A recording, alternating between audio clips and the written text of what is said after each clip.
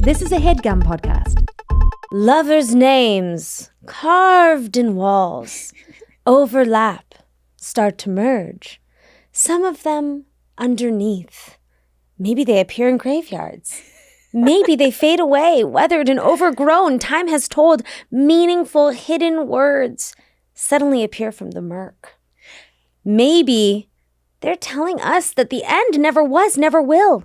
The words have gone, but the meaning will never disappear from the wall. Are these the lyrics to Lovers' Yes, Carvings? These I are would the have never lyrics. known. These are the lyrics to Lovers' Carvings by none other than BBO. Mm-hmm. The year is 2012. When we're listening to Lovers' Carvings, a song that you might think to yourself, I didn't even know there were lyrics. Yeah. You can get pretty far into that song without ever hearing a lyric. You don't even know that there are lyrics. Yeah, but it's so cute. So what were we wearing when we were listening to Lovers' Carvings in 2012? According to the internet, because I like to jog us all the way back there, I Googled today 2012 high school style. Mm-hmm. And this is what came up. Oh no, what is it? Number 1, leather. Oh. Okay? That does not resonate. I don't think that resonates. Not for me, not my I high don't school think that experience. resonates. Also, this is a really funny graphic that I'm looking at. Oh, yeah. It's like a flat lay of all the clothes and leather booties. Oh. Actually, I do feel like booties were big. Booties? Like, I thought you meant like booties. oh, yeah. no. I was like, well, yeah. No, I guess. like an ankle Aren't they always booty? in style? Yeah, you'd think. Ankle booties, that does track. Prince? See, now this feels very broad to me. You Yeah. can't just say Prince, but I do feel like animal prints were like popular. Yeah, I think so.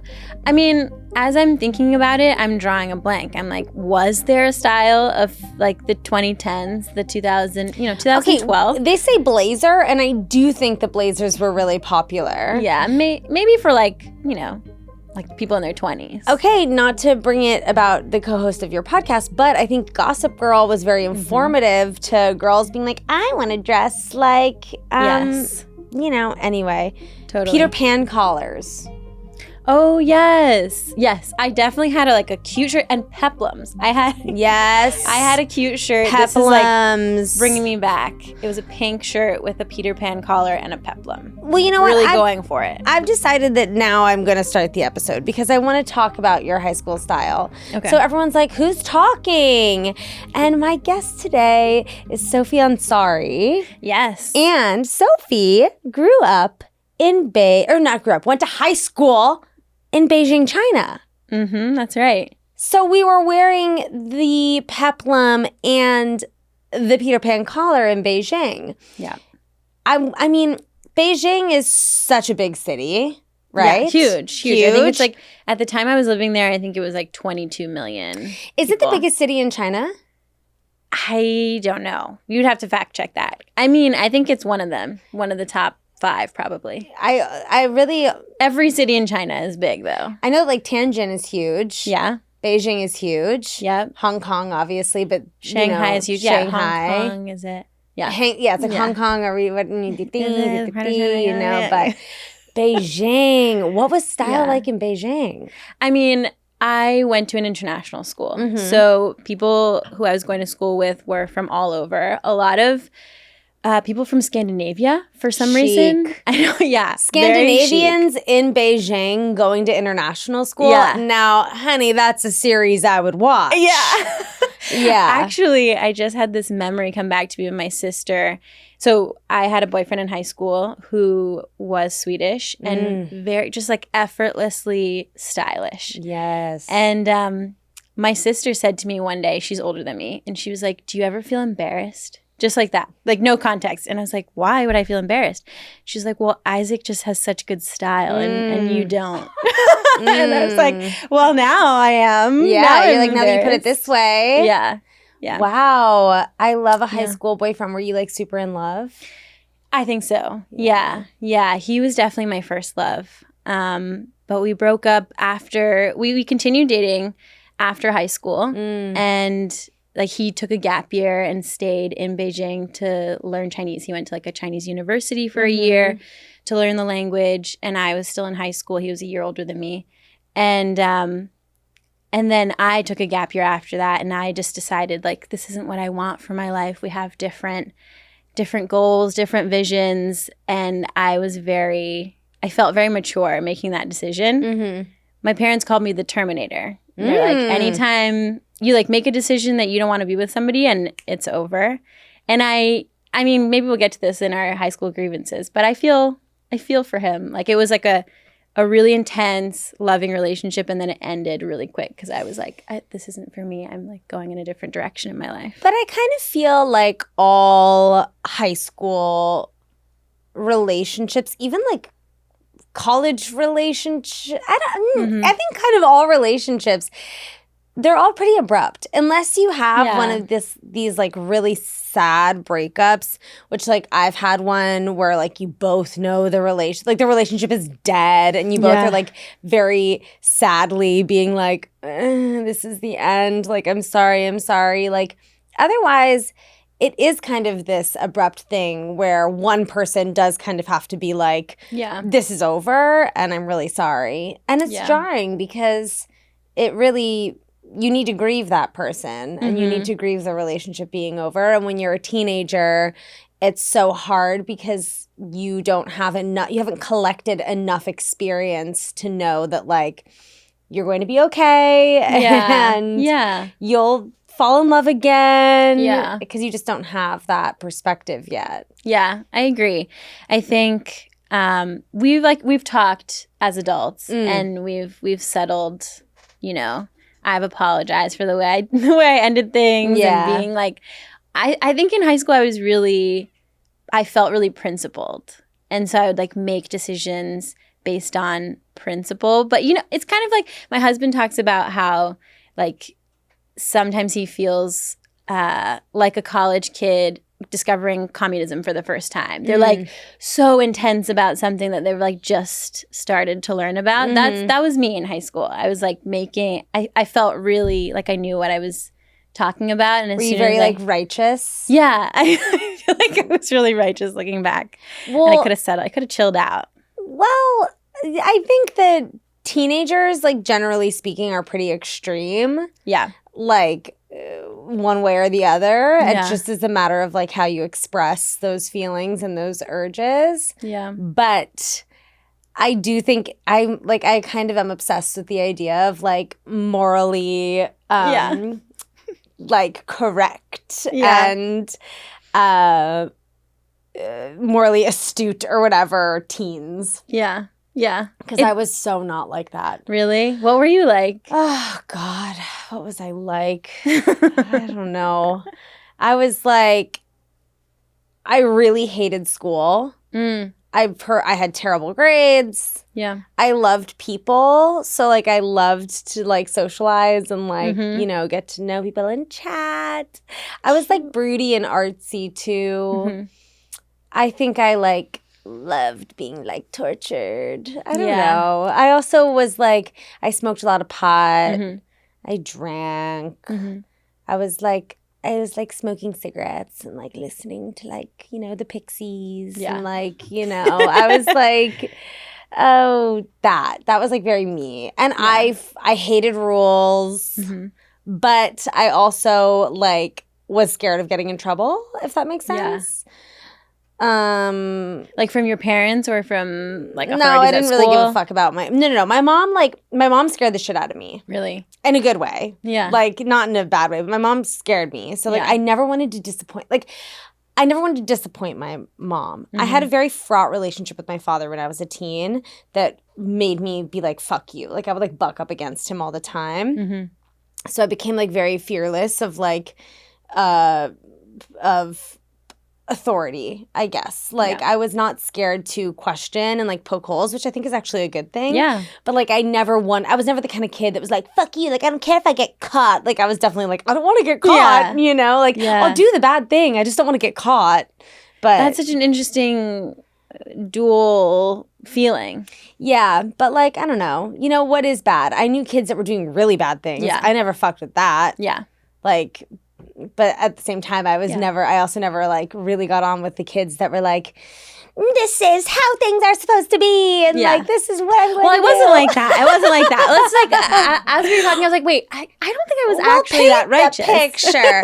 First of all, I love international schools. I grew up in DC, around a lot of international students, and Washington International School. I was always so jealous that I never went there because I was like, those kids are so chic. They all like speak 9 million languages. They like roll their own cigarettes. They're like very cool. I had a lot of friends. I rolled my own cigarettes. So what was your high school like? Was it big? Was it small? Was it cliquey? What was going on? Yeah, so my high school was actually very artsy.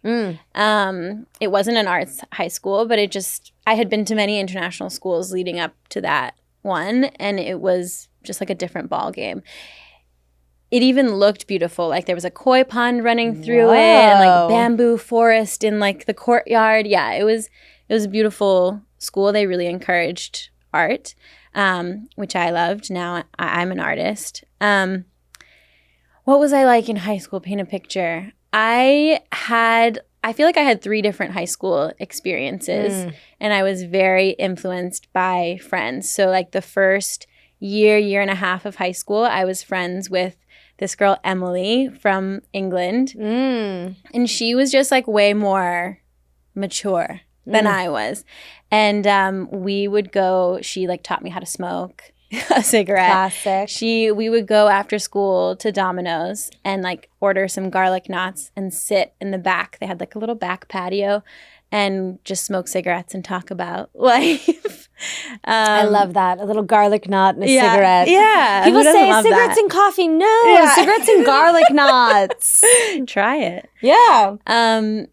And she introduced me to a bunch of kids who were in the grade above. So like those couple of years, I was really close with her and the kids in the grade above, which 1 year isn't a lot. Yeah. It's not a big age gap, but at the time in high school, it feels so large. No, it feels huge. Yeah.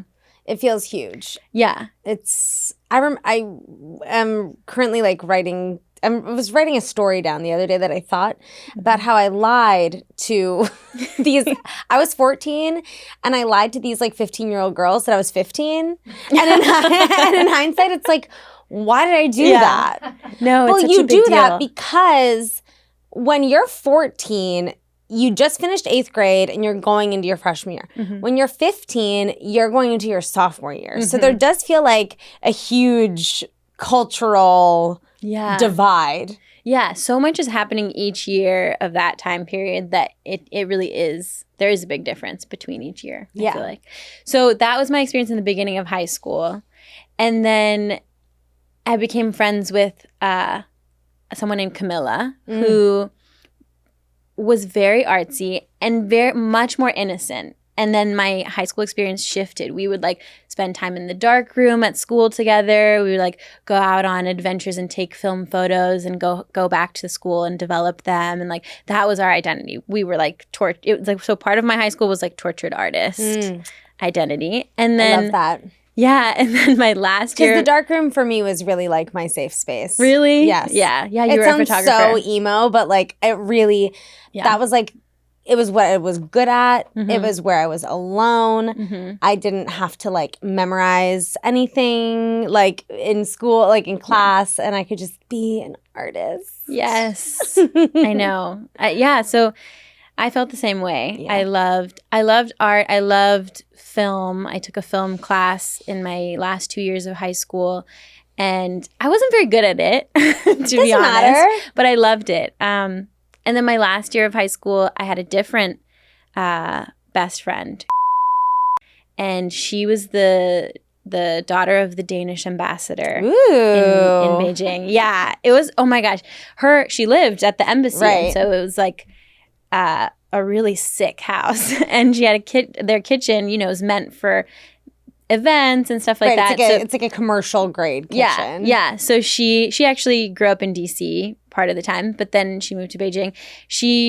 I slept over at her house for the first time, and she was like, "Let me show you my passion fruit drawer." She had like a refrigerated drawer just for passion fruit. Oh my God. Yeah. I love that. Yeah. So I was like, yeah, let me have a peek into this world for some time. So, yeah, I felt like I had some distinct experiences. Zones. Yeah. And your boyfriend, how did you date him throughout all of high school? I dated him. I started dating him in 10th grade. The end of 10th grade was our first kiss at a club. So another thing about Beijing is that, well, for international kids, there's no like drinking age, no age for like being let into clubs. There's basically no rules. That's so crazy. Yeah, it was. So I spent a lot of high school going out to clubs. And, like, what clubs? What were they called? Oh my gosh, I'm forgetting now. I feel like one of them had Sky in the name. I don't remember. There was like a downtown area of Beijing that was called Bar Street, and it just had like a ton of different bars.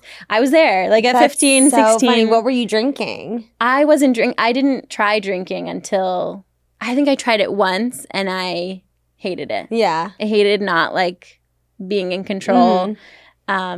So I didn't end up drinking, but smoking cigarettes was my like. Do you drink vice. now, or did you No. just never end up drinking? I never ended up drinking. Yeah. Good for you. I'm over here being like, just go one day, not having a drink.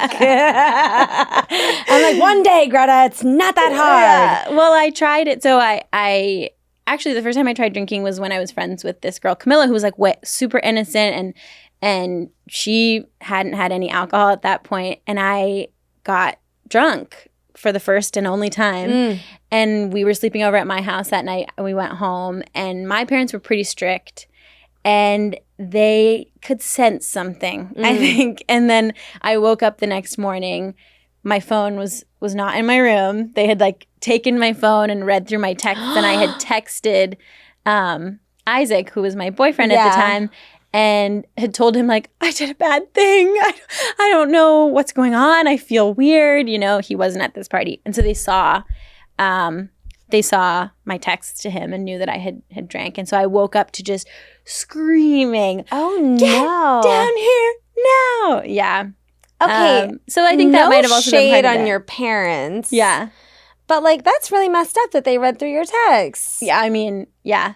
That there was no privacy. Right. No, like if I wrote in my journal, I remember thinking as I would write in my journal, like, my mom's going to read this. Like I have to make sure that it's like I can process things, but I have to do it kind of like in code in my journal. Right. Because I don't know who's going to read it. My sister. Where like if you write, it like makes no sense. Yeah. But like you understand what it means. Yeah. I don't know what I would do. No, yeah, it's I not think good. I'd be tempted to read my child's texts for sure. Journal, no. Like, I joke about reading people's journals. I joke about it. It's a joke.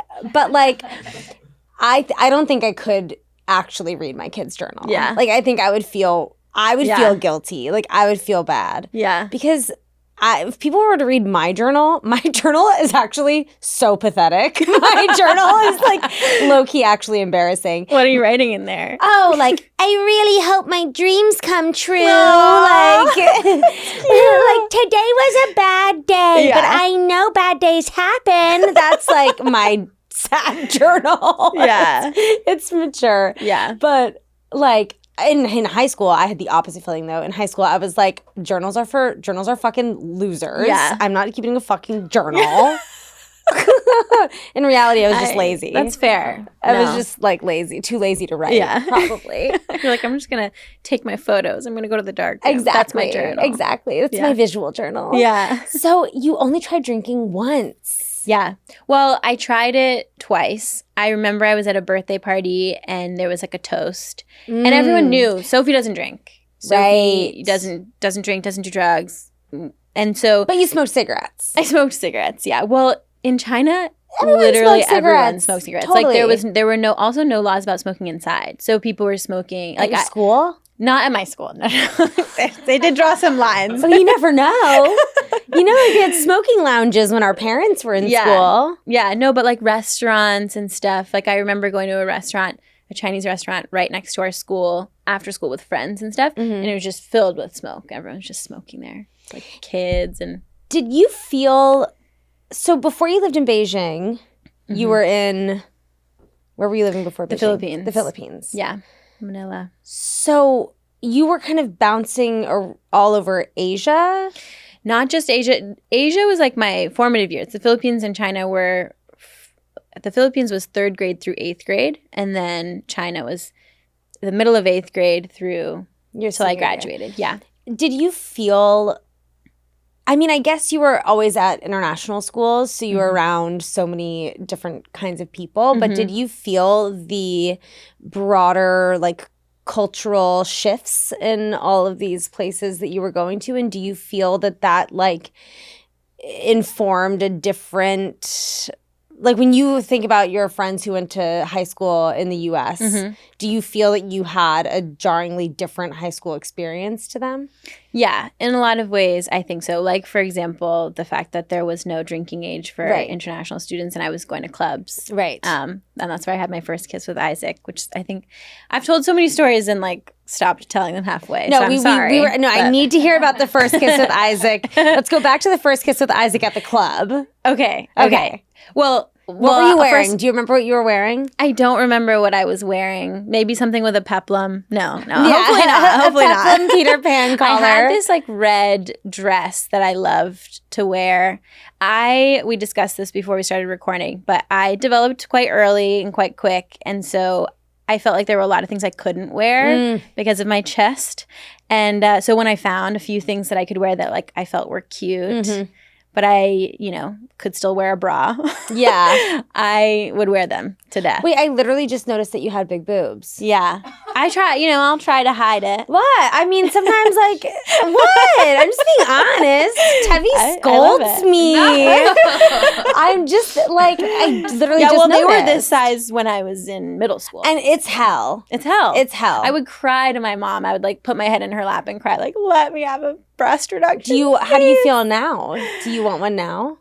No, just because actually part of the reason I don't want one is because I've heard on TikTok. I saw a video on TikTok of maybe you can fact check for me, but I heard on TikTok this girl say that she was a spray tan person and she said she'd seen people come in with breast reductions and that they were just like botched. I have. And I've just I realized that scarred me. I want the world to know that I got a breast reduction when I was about to turn 15. And I have the most perfect breasts on planet Earth. And a good friend of mine just got a breast reduction last month, sent me a picture of her titters. Oh, really? They're great. Perfect. Yeah. I mean, and I'm sorry. Are we really going to trust the spray tanner? You know what I mean?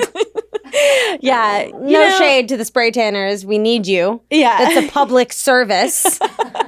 But, yeah, I really shouldn't have, I saw this TikTok the other day that was like saying that they believe every TikTok that they see. And so now they're no better than their mom who believes every Facebook story that they read. And I'm like, that was like an attack. I mean, I will say, like, I'm very relieved that we didn't have TikTok in high school. Oh, yeah. Me too. Because, like, I'm over here last night, in bed, hearing about how we live in, like, the 3D matrix. And, like, this is, like, we're in, like, lower vibrational headspace where we're being oppressed by the people that want us to. And I'm just like, what the fuck is this? Why am I being fed this? Yeah, and I've heard that Gen Z uses TikTok more than Google. Like they'll use it as a search engine. Like, how do I do this? Or like, what is the, right, the way we Google things. And I was like, that's scary. Honestly, because there's no fact checking. It's just another person. It could be someone in Scrubs saying like, I'm a nurse, but they're not. I mean, I will say, like, sometimes I do go to TikTok and I'll be like, how to relieve neck tension. And it's like some chiropractor being like, take a towel and like do this. And I'm like, okay, this is helpful. Yeah. But I would never be like, explain to me like the war in Ukraine. Yeah. Actually, there are some good people there that explain things. It's hit or miss.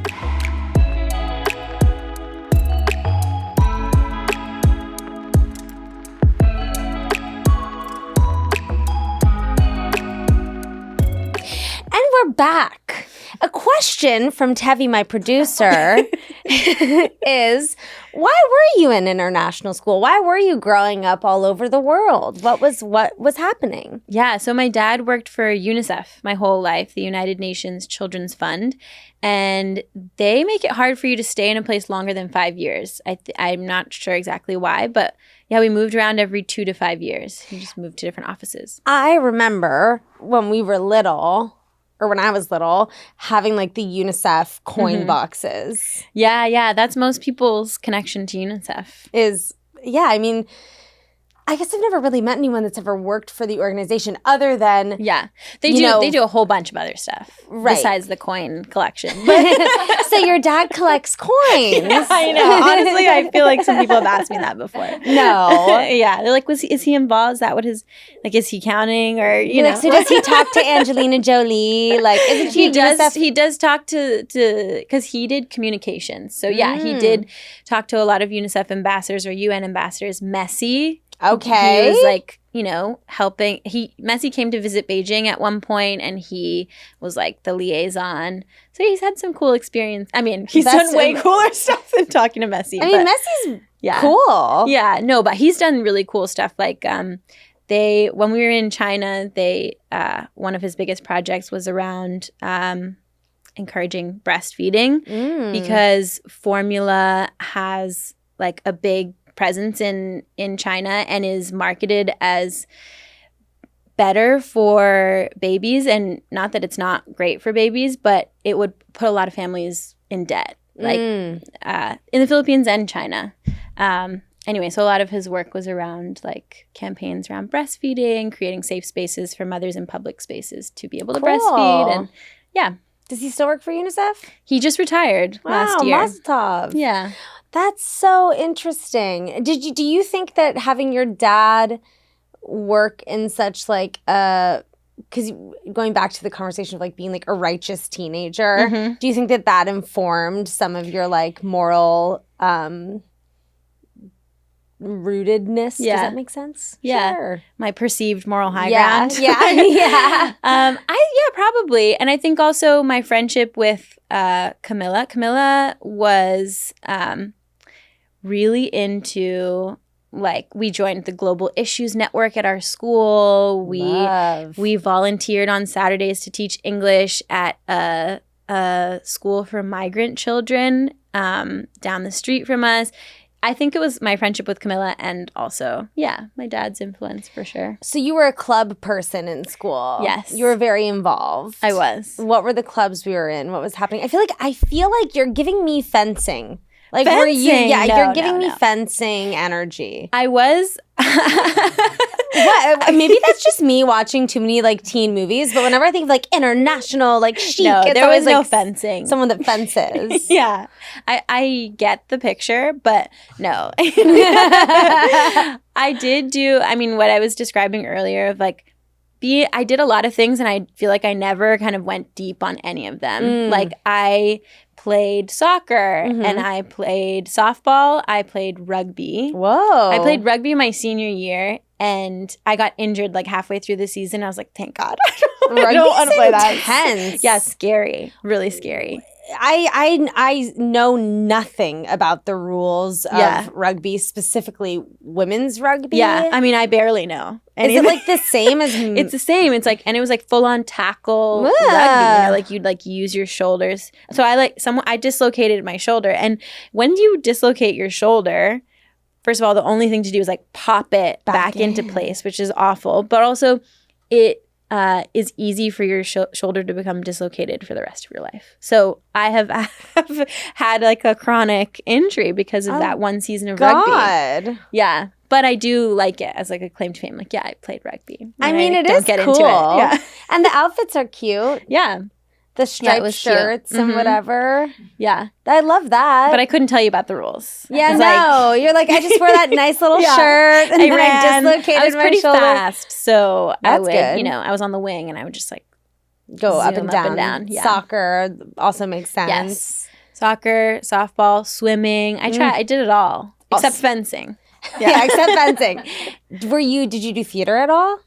I did theater a little bit, and then my brother who's older than my oldest sibling, he took me aside one day and he was like, I think he was really good at theater. He was like the big man on campus. He was good at sport. He did like 3-season varsity sports. He was in all the plays. Wow. He also he won Battle of the Bands. Like he excelled Battle at of everything. the Bands. Great grades. Yeah. He's like the golden child.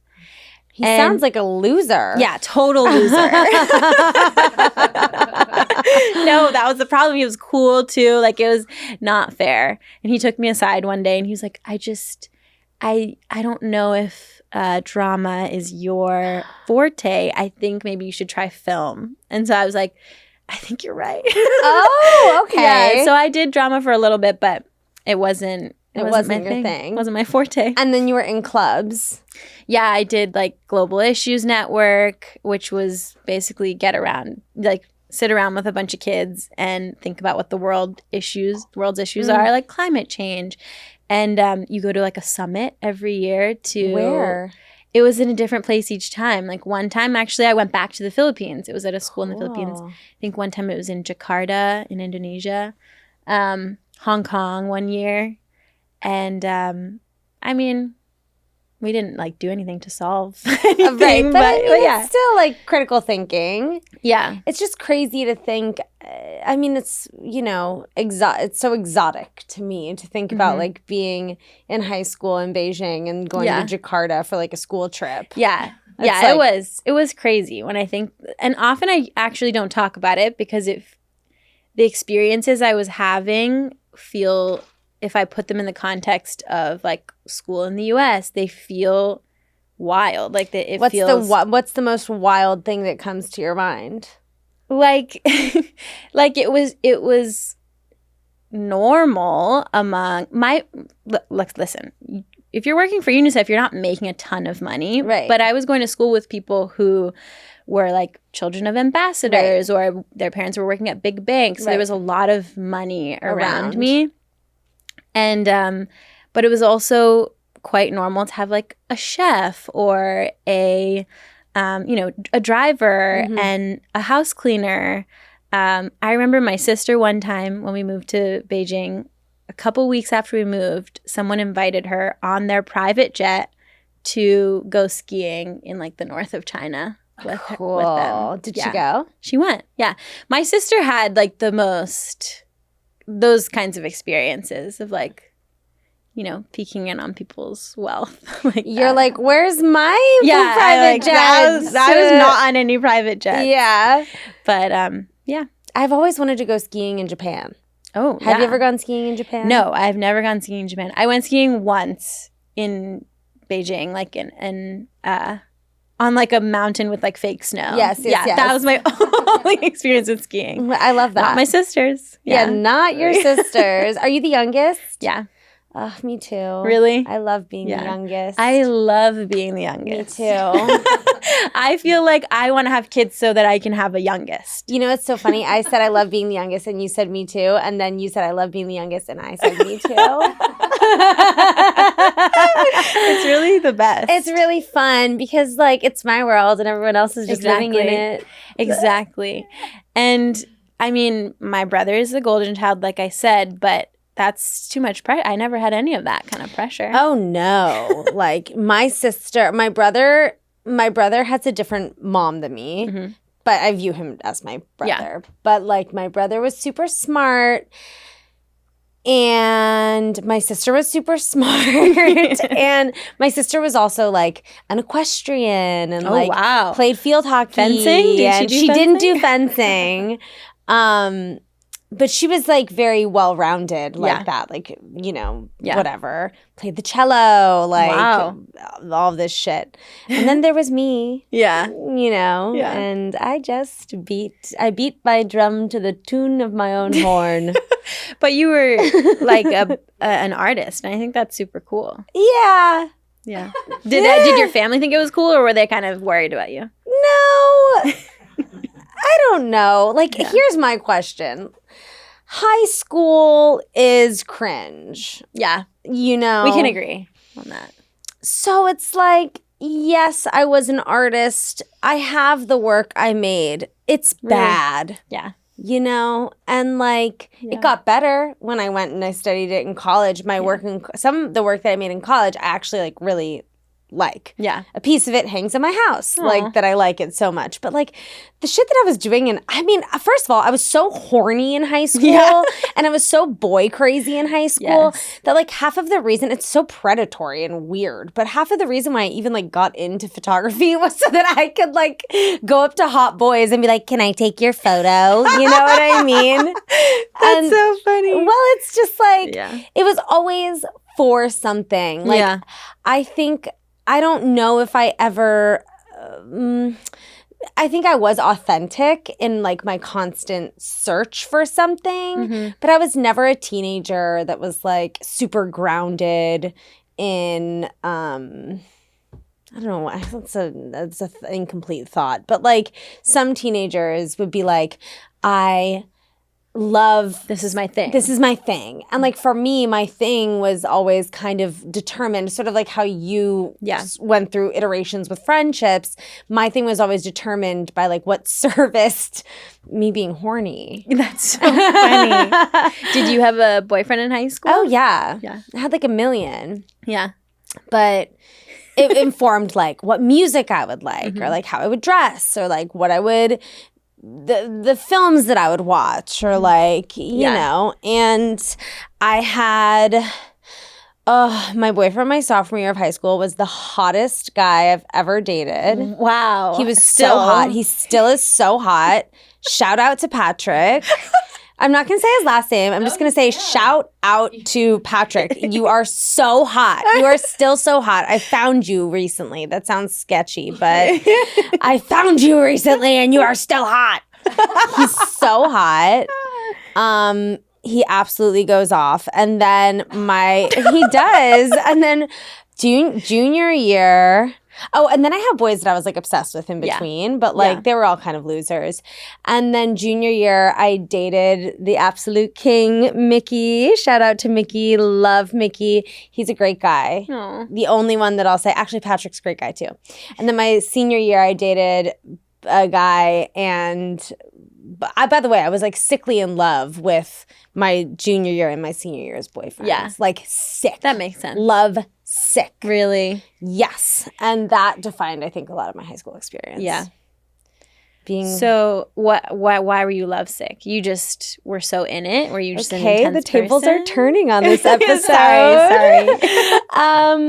Why was I lovesick? Well, there was a lack of love in my household. I don't know. I think like I don't know. Yeah. I think that's part of high school too, is like it feels, you feel so old and it feels so I think I felt really serious. old. I felt really old a lot of high school. Yeah. I got that. And I watched so many movies. I was like obsessed with movies and obsessed with TV that I think I let so much of what I was watching inform the way that I wanted to feel. Yeah. You know? Whereas I think of the kids whose like parents didn't let them like watch anything. Yeah. And they were probably like way more into like doing math or something like that.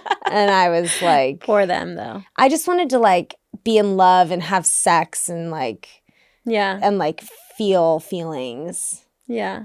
And then I went through a phase where I was like, fuck all of that. Where I was like a old, washed up bitch. In high school or no, after high school? After. Yeah. Like all through college, my friends would like make fun of me. One of my best friends, she would always be like, stop it. And I'd be like, oh, they just want to use you and leave you in the, like, smoking a cigarette, being like, they want to use you and leave you in the trash. Like, you know. You like overdid it in high school. Yeah, like overcompensated. Yeah. And then I'd be like, I'm never getting married. I can just fuck him and leave him and live my life. Like, I'll just have friends and like, and then, you know, here I am, a married hag. Why did you fall in love in high school? I think, a lot of the same stuff, like movies, TV shows. I think I said before we started airing that I grew up watching Gossip Girl. XOXO. That was XOXO. Where's Serena? Where has she been? Yeah. Yeah, I grew up watching that, and that played a big part. That was like actually very influential in middle school and high school, that show. Yeah. I mean, that also was such an example of like this aspirational American dream of like what high school was. Yeah. That like New York City private prep school stuff that has so much lore around it. Yeah. And they were so adult, like hosting parties that were like swanky. I mean, and also like Chuck Bass being like, no, I own 90% of my father's company. Who wrote him? He's like 15 years old, like firing his dad's employees. It's outrageous. But like, I do know kids that were kind of like that. Yeah. And maybe you did too. I think I did. I knew some people who like started businesses and stuff. But I think I fell in love also because Isaac, the guy who I dated most of high school, was just like really a sweetheart. Yeah. He was, and he had like he had liked me. He was very shy, but he had liked me for some time before we started dating. And he just kind of like won me over. He was very tender. Hot. He was hot, yeah. He sounds like he had great clothes. He had great clothes, and he was very artistic. Yeah. So that was another thing that brought me into the arts. But yeah, I think he was just like such a sweetheart. Like, to give an example, when I was in high school, maybe like 16 or 17, I did a fast. Like, I'm a Baha'i, and in March, there's like a 19-day fast. You fast between sunrise and sunset. And my birthday is in March. And so I couldn't like, have cake or whatever during the day. And I was like really sad about it. And Isaac, 17 at the time, made a cake at home and biked to my house and left it on my doorstep pre-sunrise because I couldn't eat between sunrise and sunset. Left it on my doorstep so that I could have cake on my birthday, like for breakfast. He was like that. He was just like, a hopeless romantic. It was. Yeah, it was a great chocolate cake. He was a good cook. Oh, we love teens that can cook. I know. That's so sweet. Yeah, he was really sweet. Before we step into the guidance counselor's office, I do have to know if there is – wait, also, could you drive? Did you drive? No, I didn't learn to drive until last year. What? I'm 28. Yeah. What do you mean? Yeah, because I think in China you can't get your license until 18. Okay. And so I couldn't get it and then you went high to New school. York. And then I went to New York. I lived in New York for 7 years. So there's no need. No need to drive there. And then I moved to LA and I was like, okay, now I really Did you go to a driving school? I didn't go to driving school, but I had like an instructor. His name was Jorge, and I love him. Okay. I've like tried to text him since then. I think he changed his number. He's like, I was like, I need to get his info because one of my best friends is 38 and he doesn't know how to drive. Well, and he lives here. I wish I could give you Jorge's number, but he changed it. I mean, damn. No, I mean, that's hard. 38, lives here in LA, has lived here for a while. He lived in New York for 20 years. Oh, okay. Yeah. That'll do it. He drove kind of in high school, but not really. And now he needs to learn how to drive. Is he able to get around? The doll walks everywhere. Yeah. It's psychotic. He really looks great. He's really in shape. He is in great shape. You have no idea. He walks, he will walk 5 miles to the gym. Wow. It's crazy. And it's like there's something that's kind of creepy about walking in LA, I find, because you can be in great pockets of it and then you can be in pockets of your walk where you don't see anyone on the sidewalk, where you'll just be alone and you're like, hello? Does anybody? No, and you'll be on the side of a freeway. Yeah, it's bizarre. Yeah. It's a weird walking town. Yeah. You can walk in neighborhoods, but walking from neighborhood to neighborhood, there's no connectivity. No, you have to drive to a neighborhood and then walk there. Bizarre. Is there one memory from high school that you feel is so quintessential to your high school experience? When you think about it, it's just that was that. Yeah, when I was a senior, all my friends were going on a senior trip to Thailand. They were like, after we graduated, they were going to go on a trip to Thailand. And I said, no, I'm not going to go to Thailand. I want to go to Sweden to visit my boyfriend. My parents were like, absolutely not. I would wear them down on things. Like, I don't know if it's a youngest child thing, but I would just like wore them down. Finally, they were like, okay, you can go to Sweden if you pay for the ticket yourself. Thinking like, there's no way in hell, like she's never made $1. She's not going to be able to pay for this ticket herself. Right. And I was like, perfect. And I made all the money from them. Like my mom was obsessed with massages. And I would be like, I will charge you $10 for a 10-minute massage. She would do it. And I was like, are you a good masseuse? Yeah, I'm great as a result.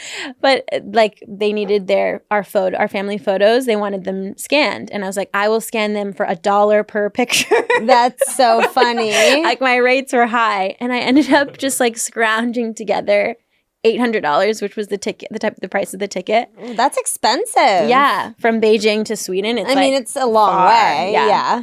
And I went.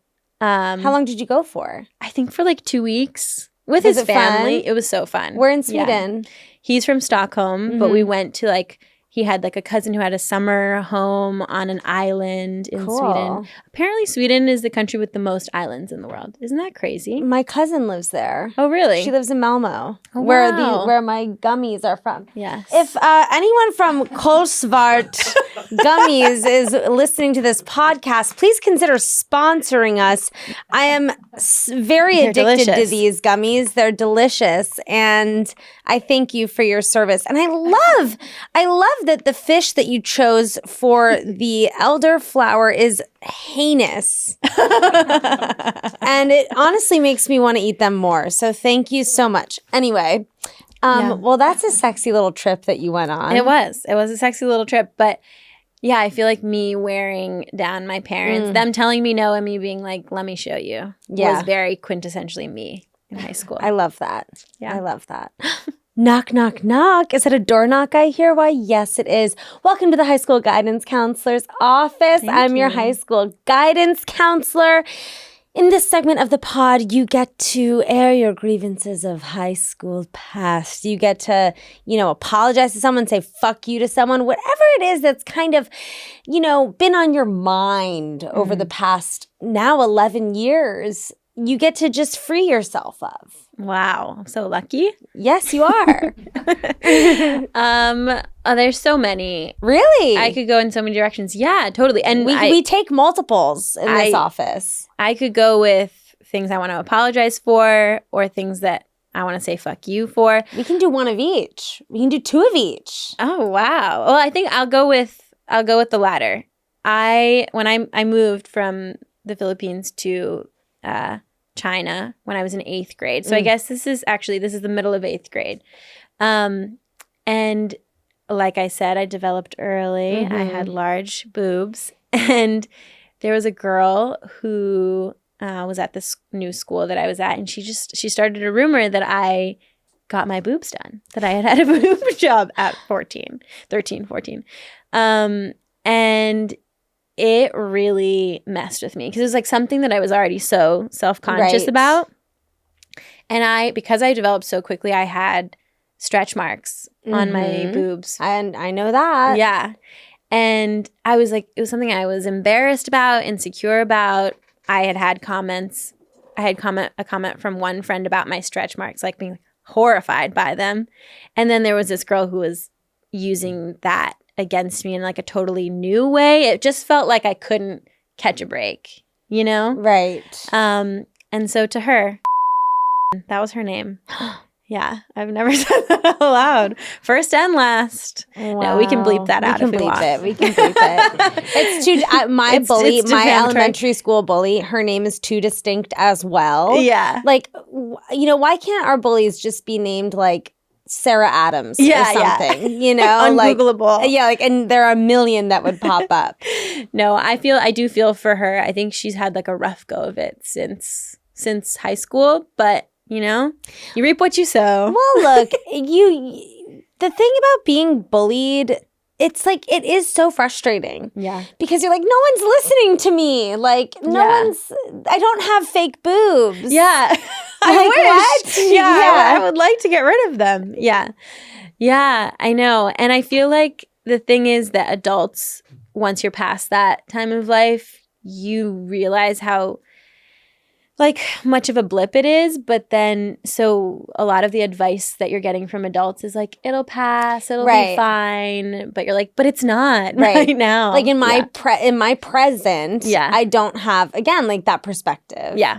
And that's why these things like fuck with you. Yeah. But they also like imprint upon you. I say this constantly on this podcast, I'm a broken record. But these things do like imprint upon you and then inform things about how you feel or like how you internalize things later on in life that I think we don't give enough credit to. Mm-hmm. Like when you're being exposed to that, it sucks. Yeah. Yeah. No, I remember thinking at one point, like, I will never get naked in front of anyone. Like I will have sex, but I will not get naked in front of anyone. Like I won't let anyone see me. I love like an 8th grader being like, I will have sex, but I will remain in my clothes. Very specific. Yeah. I will have sex, but I will stay in a shirt. I remember that feeling though. Remember when like girls would like change, like how you change your shirts without showing your... Yeah. Oh yeah.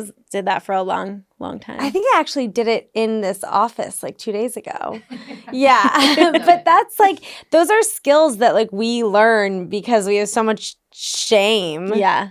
Where it's like, I don't know, why not just let my titters fly? Yeah. Everyone has them. Yeah. Free the nipple. Yeah. Is that your only thing you'd like to discuss today? Yeah, I feel like... Do you feel free of it now?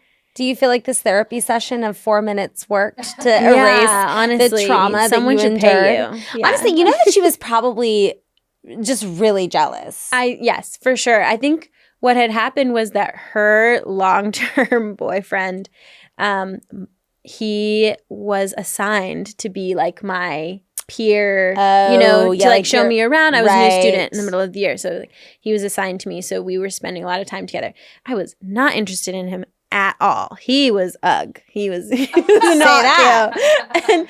Here's but this she girl felt threatened. Of course. Yeah. She's like, oh my God, who's this cute girl? She's new. She has huge boobs. Yeah. She's with my ugly boyfriend. Yes, exactly. That's my exactly ugly the boyfriend narrative in her head. Yeah. You know, like my ugly boyfriend is obviously going to want this hot girl. Yes. God. I do. Boys I feel free are of it. so ugly. Yeah. Most of them are. I know, like, I had a huge... I'm sorry. Like, when I think... No, I mean, like, when I think about... Yeah. I just... Girls are so much cuter. Yes. I really think that. Like, boys in middle school and in high school, when I think about... Like, I lol every time I see Euphoria that I'm supposed to believe that Jacob Elordi is, like, in high school. What? That guy in high school would be not... That guy would have, like, a 25-year-old girlfriend. Yeah. No, it's like you have, like beer goggles on or something. Like when you're in high school, you think these people are so cute because it's just what... It's your what you're around. It's what's accessible to you. Everything is relative. So, but even when I look at like Gossip Girl, for example, even those boys looked embarrassing. Yes. Like, I agree. Chase Crawford's hair, like I know, it's like flat ironed in the front and then like messy in the back. It's full Kate Gosling. Yes. It's wild. That's exactly. It's a good reference. And it's like. Anyway. Yeah. Sorry. No, boys are gorgeous. We love men. But I'm just saying, like, I have a soft spot for middle school boys and high school boys because, like, there's so much conversation. And I hope it's gotten better, but like around the aesthetics of girls and like judging girls' bodies and this and that and like your hair and your skin, how you look. And I feel like boys are probably just as insecure as girls, but since there's less of a conversation, they're kind of just like trapped. That's true. They're trapped in their little ugly bodies. And no one tells them. And no one tells them that they're ugly. God, I mean, this episode is going to get me, like, everyone's going to be like, fuck you, Greta. No. Well, you know I'm telling the truth. Tevi, do we have a classmate today?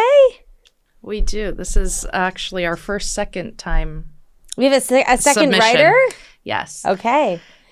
So Tall says, hello, Gertie, guidance, and beautiful guest. You read my email about getting pantsed in gym class during yes. freshman year in the Marie Faustin episode.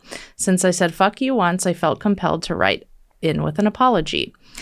There's something to be said about high school confidence, and although fleeting, I never felt as socially powerful as I did when I was in senior year and newly single from my first real boyfriend. Prom was right around the corner, and I casually asked a boy from my writer's craft class to go with me. He was sort of nerdy, tall, and liked Animal Collective, and apparently had a crush on me. I thought it was cute. He was so stoked to go, and we did a whole deal, photos together with our friends in a limo. He and his mom bought me a corsage. Fast forward to the actual prom, and I cannot remember spending a single second with that boy. I was a goddamn social butterfly, talking to everyone, dancing up a storm. I truly didn't even remember saying bye to him. I remember that we ended up at different parties, and I kissed a lot of other people that weren't him. Afterward, we barely talked in class, and looking back, I realized I totally took advantage of him being nice and an easy date that I left him in the lurch. I feel like when you get bullied, it's easy to justify your crappy actions later on, but he didn't deserve that. So I am so sorry, Lataro. Your Adam's apple was so big. Thanks again, and love you, Greta. Oh. Well, that's a beautiful apology. Yeah. You know, I have no notes on that. Good for you. But we've all done that, Yeah. you know. Yeah, sounds like a fun prom. Yeah, it sounds like a successful prom. It sounds like you needed that. Yeah. You were newly single. You needed to go with a safe date. Smooch a lot of people. Yeah, I hope Lataro hears this apology. Yeah. It's a I hope sweet one. Lataro's okay. Yeah, I'm sure they are. He probably had fun. Or maybe he didn't. And that's also okay. Yeah, it's a story. It's It a builds story. character. And, you know, I think I did that when I was a sophomore in high school. At your prom? I was invited by Mickey, who ended up being my boyfriend. So he did end up being my boyfriend, but he liked me before I liked him. And he took me to prom. And then I think I ended up going to like an after prom and I don't know, probably not making out with him. But then, you know, we did end up being boyfriend and girlfriend later. But like, I think that that's a pretty normal thing. Yeah, you're figuring it all out. Yeah. You're figuring out how to be in relationship and how to be kind and compassionate to people. So it's okay.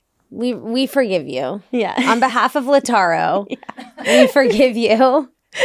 Thank you so much for writing in. Other listeners, please write to us. I know you all want to talk to the guidance counselor. So please email us at seniorsuperlatives@gmail.com with the subject line Classmates Corner. Now I need to ask, if you could go back in time and give your high school self any advice, what would it be? If I could go back in time and give my high school self advice, I think I would tell myself to like loosen up a little bit and be a little bit more chill and enjoy the like goofiness of that time. I feel like I spent a lot of time trying to be older than I was. And I think maybe part of that is being the youngest child. I think I did that too. Yeah. And I look back and I'm like, oh my God, I needed to just be my goofy like teenage self. Yeah. Yeah. That's good advice. Thanks. It's a shame that we're here now. Yeah. But I feel that way. Like, it's like, I wanted to be grown up so bad. Yeah. Yeah, I feel like probably everybody does in that time. I don't know. You know, when you think about some teenagers, you're like, wow, you were really like a teen. Yeah. Or like even like you're just your nerdy, cute self. Yeah. And you're just enjoying your funny, quirky things. Yeah. You know, I felt like I needed to be cool. There were like certain things I needed to be into. And I feel like I could have just let myself be myself a little bit more. Yeah, like the people that would like be in photos and they'd be like in photos. That was so not me. I was like, yeah, duck lips. You know, Exactly. I was never like Just let it be freaky. Yeah, just like laugh a little Yeah. louder. No laughter. Sounds so dorky, but yeah. No laughter. Yeah. No laughing. No jokes. Yeah. Serious. Serious. Darkroom. Yeah. Film photos. Yeah. Film photos. Did you go to prom? I did. I went to prom with Isaac. I went 2 years. I went for his senior prom when I was a junior, and then I went for my senior prom, and I loved it. I think I got free tickets because our school had like a competition, and they did like a promposal if you had like the best promposal. Okay, what were your promposals? So, I mean, he was not a very like prom person. So he did not, I think I asked him, like, can we go to your prom? So nothing there. But when I was a senior and he had just graduated, I made a stop motion film to invite him to prom. And he already knew we were going to go together, but I wanted the free tickets. So I like made this video so that we could get free tickets to prom. Do you still have it? It's like, I think I uploaded it to Facebook or something. Yeah. It's like on Facebook videos. So funny. Yeah. And sweet. Yeah. Wow. Promposals. You really just took me back there. Yeah. My mom was always like, this is so fucking dumb. It is dumb. She was right. Your mom is right. I remember when I was asked for the first time to prom when I was a sophomore and he was a junior, he painted prom ? On like the back of a painting in like the art studio. Oh, wow. And I was so scared to have him ask me that I avoided going there, and I would go there every day. You didn't want to go with him? I don't know. I think I was just like scared, you know? It's a big deal. And then my junior year when he asked me to prom, we were at like one of the fanciest restaurants in DC. Whoa. I think I've talked about this on this podcast before, but like he had them write prom in chocolate on our dessert plate. Oh my gosh, this is like an actual proposal. Yeah, but my heart goes out. Shout out to whatever like sous chef wrote prom in chocolate on that dessert plate, because you know like, they were like, yeah, I hate this job. Yeah. Yeah. And then I forget my senior year, but yeah, they were like such a thing. Oh yeah, huge. And I'm not gonna lie, I was a little salty that I never got a promposal. Like, you know, feminism, yes, but promposals, I should get a promposal. Yeah. Yeah. What did you wear to both of the proms? So when I was a junior, I wore this like slinky red dress, and I hate it. And like looking back, I'm like, that was the ugliest dress I could have ever worn. It was short, but it had like these like shards of fabric like on top of it basically, and made a weird shape. But it sounds very avant-garde. Yeah. Maybe. That's like generous. And then my senior year, I wore like a black dress that had cutouts and like a deep red lip. In my senior year, I chopped off all my hair. I got like a pixie cut. Love that. And so I had a pixie cut in my prom pictures. And yeah, it was interesting having a pixie cut. I feel like as soon as I chopped off all my hair, Isaac, because he was cool and artsy, loved it. But all the boys who had like previously paid me attention, it was just like I was invisible. I always felt like it was really hard because I like when I had really short hair and like pixie cut-esque, I always would feel like it made my boobs look so much bigger. Oh, interesting. Yeah, I felt like I had to like wear more makeup and earrings. I had to like feminize the haircut a little bit, but I never felt that. But let's go get pixie cuts again. Yeah, let's go. When are you free? I guess that's my last question. And other than my last question. Wait, I do want to ask one more question before I ask the last question, which is concerts. Now, because you were in Beijing, was like going to like live shows? Was that a thing? Because I feel like I spent so much of my time in high school going to concerts. Yeah, it wasn't really a thing. Like if someone was coming on tour to Beijing, it was like huge, like Beyonce, or like, and actually I went to see Beyonce with my mom. Fun. Yeah, that was really fun. But yeah, it wasn't really a part of the high school experience, but I did go to see a DJ, and this was like my first proper like concert alone, no family members. We saw Boys Noise. Cool. Yeah, and it was super fun. But That's that was fun. my own. That's like the only experience. Yeah, because I was thinking to myself, like, you know, Beijing is such a huge city that it's not like there's not access to like a ton of shit. Yeah, But definitely But with like not many people concerts are and coming things like that. through. And movies. movies. So what's interesting is that you will notice in some films, like for example, The Arrival. Have you seen The Arrival? It's like a alien movie. Yes. There's it's a really great movie, and then there's this random part at the end where she like breaks out into Mandarin. She's speaking Chinese, and there's like a Chinese president, and you're like, what's going on?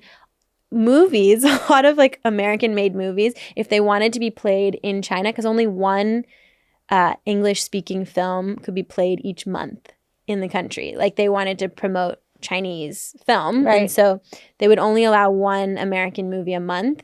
And if your movie could be played in China, that was a huge market, and you would make a lot more money. So there was like an era in film where a lot of films were putting in like basically Chinese propaganda somewhere, slipping it into the movie is so to be crazy. able to play it in China. Yeah, Wow. isn't that so crazy? Hollywood You might is notice awesome. it. Yeah. That's nuts. Yeah, but I definitely went to the Love movies, that. but there weren't that many playing. But there was a lot of like bootlegging. Right. That Yeah. makes sense. That makes sense. And we love a Yeah. bootleg. Yes, I definitely did. Now my final question of the pod is, did you have a senior superlative?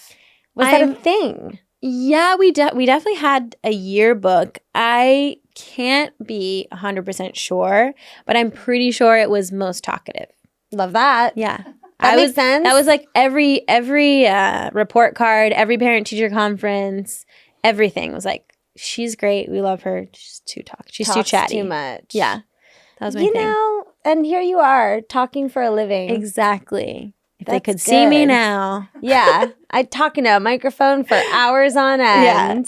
Yeah. Well, that's so nice. Yeah. Thank you so much for joining me on my podcast. Thank you for having This me. is such a lovely time. Yeah, I had a great time. I enjoyed it. I don't think I'm going to let my mom listen to it, but Well, listen, Mom, we were having sex, but we only drank once or twice. Twice, yeah, Like, we only that's drank it. twice. And like, yeah, we smoked cigarettes while eating Dominoes, but like, you know, I would say, you got to live a little. here's what I'll say. If I have a kid and if they just do that, thrilled. Yeah. Thrilled. Pretty good. Pretty, I would say very good. Yeah. I'm giving you an A+. Thank you. An A+. That's what I was angling for, and now we can end. Yes. Yeah. A+. Where can all of my listeners listen to you on your podcast? Yeah, so I am a host of a podcast called Podcrushed. It's all about middle school, and we interview guests much like you do. You can listen to that anywhere you get your podcasts, Spotify, Apple, the works. And you can find me online at Scribbled by Sophie. I've been trying to change it for years, and I can't. So I'm That's stuck with fine. it. Here you are. Here I am. Thank you so much for listening to the podcast this week. Thank you for listening to me every week. I can't talk today. I've had too much caffeine.